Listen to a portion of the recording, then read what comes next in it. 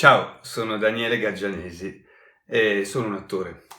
15 anni fa mi sono diplomato alla Paolo Grassi e in questi 15 anni ho fatto tante cose, ma soprattutto teatro. Tanto teatro, qualche cosa per la televisione, diversi spot pubblicitari, ho fatto 2 figli, ho scritto tante poesie, ma non ho fatto una cosa fondamentale, lo showreel.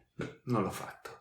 E dunque, in questa giornata di primavera ho deciso di chiudermi in questa cucina e cercare di mettere una toppa a questo buco che spero, dopo di questa cosa, non diventi una voragine.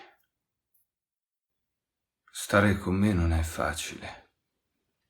Io non lo faccio apposta, ma sono critico. Posso essere una presenza soffocante. Credo che nessuna persona dovrebbe stare vicino a me.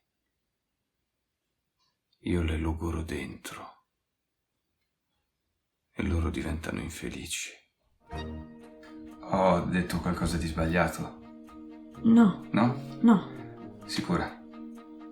No, è così giusto che mi fa paura tutto qui. È solo che...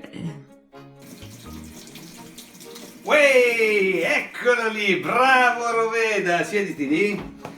Disperato gesto di un disoccupato, si brucia vivo, padre di 5 figli. Ora, io non sono Umberto Eco e non intendo farti una lezione di semantica applicata all'informazione, ma mi sembra evidente che la parola disperato è gonfia di valore polemico. Sai, pensavo che non voglio che tu sia il mio dottore, non voglio che tu mi visiti. Perché?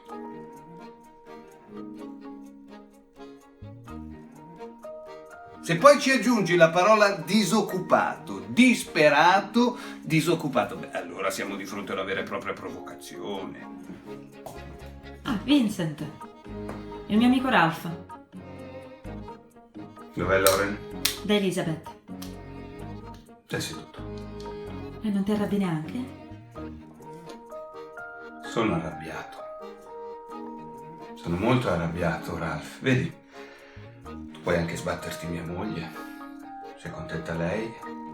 Puoi anche startene stravaccato lì sul suo sofà, nella casa del suo ex marito.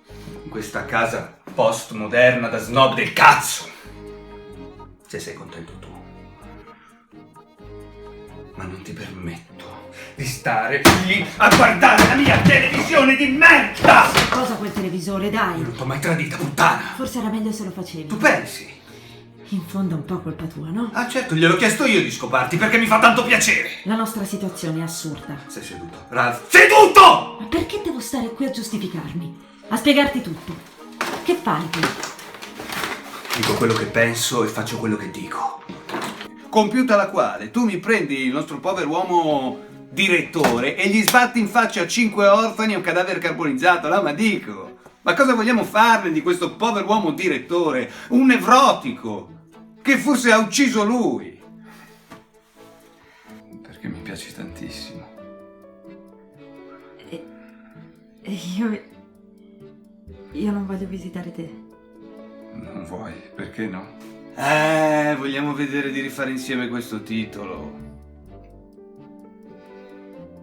Adesso vivo in campagna, in una stanzetta dietro a un bar. Lavoro di notte e bevo tra un turno e l'altro. Non c'è nessuno che me lo impedisca. Perché mi piaci tantissimo.